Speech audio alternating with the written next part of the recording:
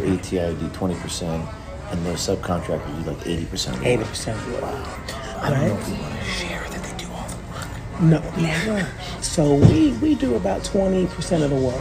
20%. Right? These government contractors like ATI taking advantage of their special minority-owned status. And I tell you, pass-throughs are a great thing as well. So a lot of our subcontractors bid on contracts that were perfect in their industry, but because they weren't Native American, they wouldn't win it. So we bid on it for them. They became our sub, and it's an automatic win because of your Native American status. Isn't that exciting? It's Right? so exciting. A lot of people don't know that. I don't think anybody knows that. Yeah. And on We want top to keep of it that way. That's right. Yes. That's We right. want to Exactly. keep it a secret. Yeah, You know what I mean? exactly. Taking the money in, subcontracting much of the work out. I sit back, collect my percentage, and they do the work. Correct. Yeah, they're doing most of the work. To get the contracts, get the money, act as a pass-through, and it's the taxpayer who gets screwed over. Was there some rules or something like that you were telling me about, like that you have to report 51%? 51%. 51. On paper. Correct.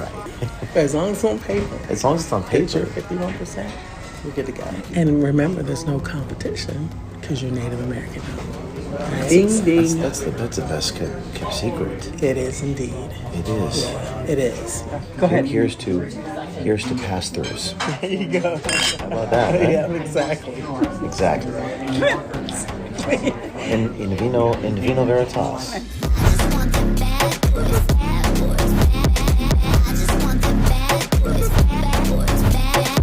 My name is James O'Keefe. Turn that off.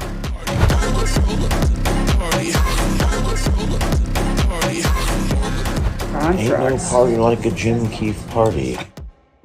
What you're about to see is a microcosm of one of the biggest scams in American history. A scheme that could be costing taxpayers up to $100 billion every year. It's a system long described as an open secret in Washington, one that dwarfs the US AID fraud scandals in both scale and scope. At its center lies a government program created to empower minority-owned small businesses. But behind the facade, our investigation uncovers a network of so-called 8A pass-through schemes, shell companies exploiting those very programs for profit. According to the SBA, the Biden-Harris administration awarded more than $630 billion in federal contracts to these companies, with over $183 billion in 2024 alone. Our undercover investigation reveals how these firms secured no-bid federal contracts, No bidding because of your Native status. skim over half of the money off the top, 65% of the money. and subcontract nearly all the work, So we do about 20% of the work. defrauding taxpayers like you and betraying the very communities these programs were meant to uplift. ATI Government Solutions is a technology services company that acquires contracts to provide federal departments with next-generation computing solutions. ATI acquires hundreds of millions of taxpayer dollars for these contracts and have been particularly successful in this due to their supposed Native American 8A tribal status, meaning they're a Native American-owned small business which is heavily favored by federal contracts. Very fake. Try the other one. We went undercover and arranged meetings with multiple employees to dig deeper into the truth behind their ownership, their small business status, and their excessive use of subcontractors. Yeah. Oh my gosh, yes. That's better, yes. And what we found was more damning than we ever expected. I'm Jim. Nice to see you. Nice to meet you, Jim. Daisy. Nice to meet you, Daisy. Let's see. We posed as a cybersecurity company which was attempting to procure government contracts through minority-owned status, similar to ATI. The ploy was to approach the employee for ATI not for a meeting about contracts, but about obtaining catering for a corporate event. You see, Melayne Cromwell at ATI also on the side runs a catering business called Ragin' Cajun Catering. So I got into government contracting. Love what I did. I help large and small companies win contracts with the government. I wanted you to talk about gumbo. I want to get to the good stuff. I mean, this is interesting. No way, I'm it's not a little dumb. bit boring for me. Absolutely. Right. So, I'm excited to talk to you about vacation food. Yeah, absolutely. We were shocked that almost immediately in the meeting, less than 2 minutes in, Melayne Cromwell at ATI told us all about her position as the Director of Contracts for ATI. And what was in that job? What was your title or your role there? I'm the Director of Contracts. You're the director? Uh-huh. The director? The Director. So there's no one above you in the contracts? There's no one above me. Melayne Cromwell goes on to explain that because ATI is supposedly Native American owned, they are heavily favored by government contracts and often acquire $100 million contracts with no bidding war. This enables them to, quote, pass through the majority of the work to companies that wouldn't usually be eligible, while keeping the majority of the compensation for themselves. And I tell you, pass-throughs are a great thing as well. Tell me about those. Well, so with pass-throughs, because you're Native American, right? If you have, there's a big bid out and there's a company that wants to bid on it that's not Native American, all they do is partner with you. They use their people, you subcontract to them, right? They're your subs. So a lot of our subcontractors bid on contracts that were perfect in their industry, but because they weren't Native American, they wouldn't win it. So we bid on it for them. They became our sub, and it's an automatic win because of the government set aside. You automatically will win that contract because of your Native American status. There's no bidding war. No bidding war because of your Native status. You get it. You get it. A pass-through scheme is when an 8A small business acts as a front to win government contracts meant for disadvantaged firms. Instead of actually doing the work, it passes the contract to a larger, ineligible company, violating SBA rules and defrauding the government and defrauding you, the taxpayers. Isn't that exciting? It's Right? so A lot of exciting. people And then don't know that. I don't think anybody knows that. And on We want top to keep of it that way. That's right. Yes. That's right. We want to keep it Exactly. a secret. Yeah, You know what I mean? exactly. Subcontracting out some of the development work isn't necessarily a crime. It's actually quite common. However, things appear to take a criminal turn when Melayne Cromwell confesses to us that ATI, the prime contractor here, will often do as little as 20% of the actual software development work and offload 80% of the work to their subcontractors. I sit back, collect my percentage, and they do the work. Correct. Yeah, they're doing most of the work. The people you're subbing to do the majority of the work. So we do about 20% of the work. So ATI would do 20%, and those subcontractors do like 80% of the work. 80% of the work. I don't know if we want to share that they do all the work. No. Never. No. Don't want to share. Well, So we're here outside ATI Government Solutions. This is the building in Frederick, Maryland, where I'm standing, that ATI Government Solutions is housed out of. Now, according to the federal acquisition regulations, specifically the limitations of subcontracting clause FAR 52.21914, the prime contractor in a government contract must do at least 51% of the work. This is more broadly referred to as the 51% rule, and this is what ATI Government Solutions appears to be violating. ATI has a special classification from the SBA that gives the company access to government contracts without competitive bidding. It's called an 8A, a small business that is at least 51% owned by, quote, U.S. citizens that are socially and economically disadvantaged. On paper, ATI is owned by the Susanville Indian Rancheria, a federally recognized Native American tribal entity in Northern California. So does the Susanville Indian Rancheria actually own ATI? And what role, if any, do they actually hold besides appearing as 51% owners on paper? This is the webpage for SFSI, ATI. Oh, ATI. I think I've heard of that. Yeah, that's our technology department. Well, in order to answer that question, we went undercover to meet with the head of the Susanville Indian Rancheria, Arian Hart, and discussed exactly how the business arrangement would work if we wanted them to appear to be the owners of our imaginary company to help us gain government contracts, much like ATI does. We just want to get government contracts. So we need the Native Americans' ownership to be able to obtain that. It makes it easier to get into the 8A contracting, for sure. Yes. Arian confirms that if they were to appear as the owners of our company, it would make it easier to obtain government contracts. Arian goes on to claim that we may need to relinquish 51% of the ownership to them. So really, it's really just coming up with a number that you would want in order to appear to be the owner of our company. Right, and some of that will be determined by the 8A corporation. So we may have to be like 51% owners, right? Melayne Cromwell confirms that ATI is abiding by this 51% tribal ownership on paper. Is there some rules or something like you were telling me about, like that you have to report 51%? 51% on paper. Correct. Right. Yeah. But in reality, Right. Exactly. Exactly. Yeah. As long as it's on paper. as long as it's on paper. 51%.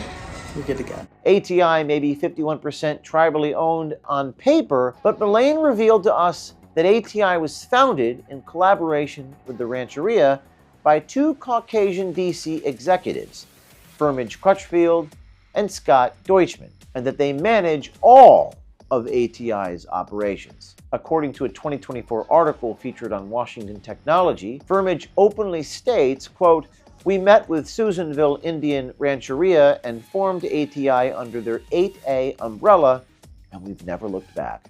Firmage also states, quote, "We have been around tribal organizations most of our careers, and they are very strong government contractors." So you report to the CEO? I do. What is his name? Firmage Crutchfield. He's the head He's the CEO of... of ATI. Have you met him?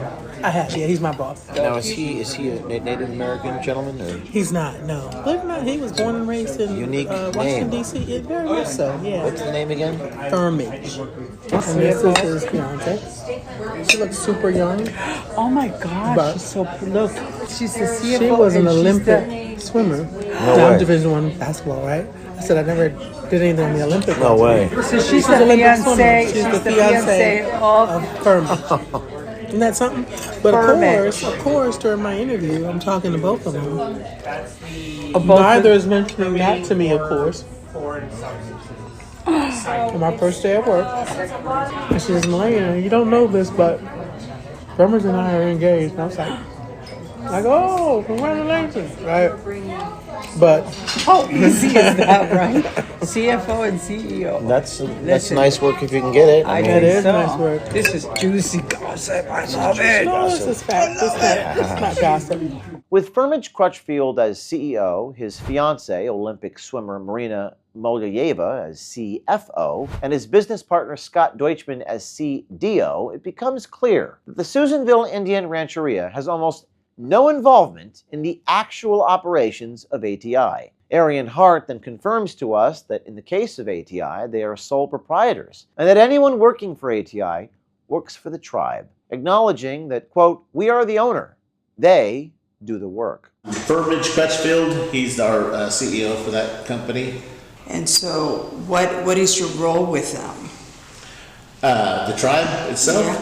So we are the owner of that company, right? We're the owner of all those 8A companies. We are the sole proprietor, I guess, right? So the company does, they go out and get their contracts, do their business, develop that company, go out and get jobs and work for the tribe. But you don't do any of the work. They do it. They do the work, yes. The undercover journalist then proposes that we would like to make a similar arrangement with the tribe, and Arian reaffirms that the tribe itself will not be doing any of the work. They would literally be taking 51% of the company for the sole purpose of allowing us to pose as Native American owned, because it puts you to the front of the line for acquiring those government contracts. We would do the work, and then you get a percentage of the profits. Right. Yeah. Okay. We have the ability to get the contracts, and that's probably the most important thing.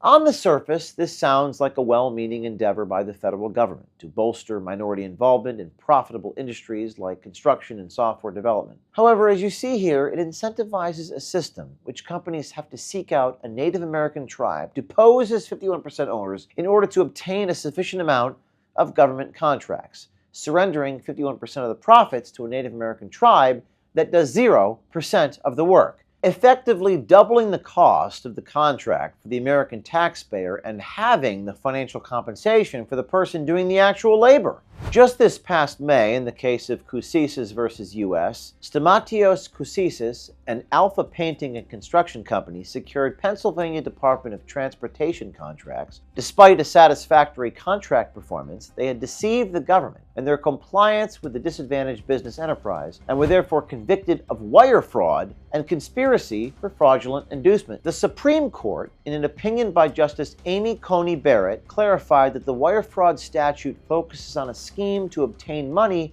or property through deception. Justice Sotomayor's concurrence likened it to a fan deceived into buying Mets tickets when promised Yankees tickets, emphasizing deception over loss. As unsettling as all this sounds, there's actually another layer. According to USAspending.gov, ATI has exponentially grown their profits over the last 6 years, from about $2 million in 2019 to $100 million this year. According to the SBA, or Small Business Administration regulations, if an 8A company exceeds a personal net worth of $850,000, an adjusted gross income of $400,000, or assets totaling $6.5 million, then the SBA no longer considers it a small business. Melayne explained that that's when Crutchfield found a new, quote, small business and starts the process all over again.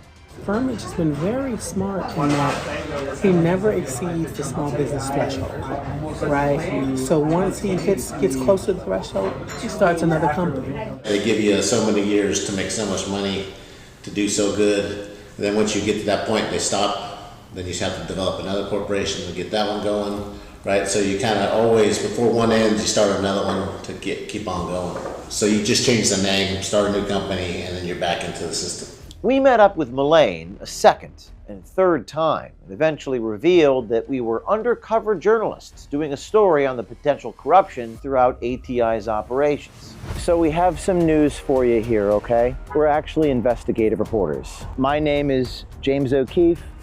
I'm an investigative reporter, and you're on about. Okay, we can, but just. Asking. And it's important to note that Melayne Cromwell, Director of Contracts, repeatedly stated that everything we secretly recorded her saying was just her opinion. She reiterated that many times after I took off my wig and identified myself as an investigative reporter. We'll be releasing that interaction with Melayne, along with part 2 of this story, featuring another employee at ATI later this week. Stay tuned for that. And here's to pass-throughs. There you go. How about that? Right? Yeah, exactly. Exactly. In vino veritas. Ain't no party like a Jim Keefe party.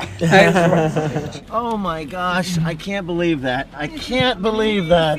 This is unbelievable. She said 20%, they only do 20% of the work. I heard that part. I was like, boom, She got said, him. don't tell anybody. Yeah. 50 only on paper. She said, only on paper. Only on amazing. Only on paper. She said pass-throughs. She said, but we don't want that to leave this. She says, loopholes, pass-throughs, we only do 20% of the work. I mean, this is unbelievable. This is unbelievable. We got the story, man.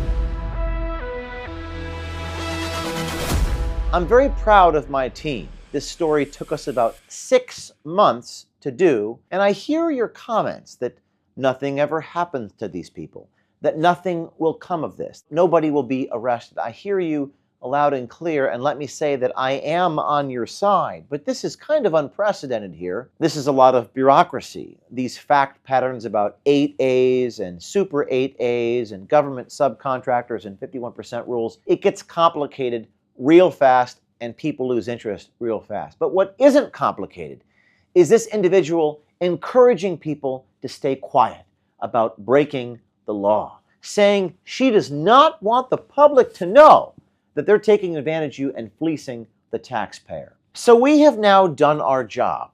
We have caught people on tape with indisputable, incontrovertible, videotaped evidence of fraud and corruption within the federal government, the sort of stuff that DOGE talks about. And if this reporting, if this truth, if this videotape doesn't actually lead to our Department of Justice arresting people or holding anybody to account, then it's gotten to the point where we now have to investigate the Department of Justice itself. So we're calling on the people inside the Department of Justice to do the right thing. We actually have confidence and optimism that this report will actually lead to the results and the accountability that all of you so desperately seek. And stay tuned for part 2, because we are just getting started. If you've enjoyed this type of reporting, one-of-a-kind, fearless, impartial, independent, nonprofit journalism which doesn't favor a commercial imperative over the pursuit of truth, it takes 6 months to do, and an army of investigators, fact-checkers, researchers, costume designers, attorneys. Well, if you support this and you want to continue to support this, please consider a donation to Citizen Journalism Foundation, Citizen Journalism Foundation, o'keefemediagroup.com/donate, where you'll find tax-deductible giving instructions to our 501c3. And we look forward to seeing you at the Citizen Journalism Awards, November 13th at Mar-a-Lago. Tickets available at citizenjournalistgala.com.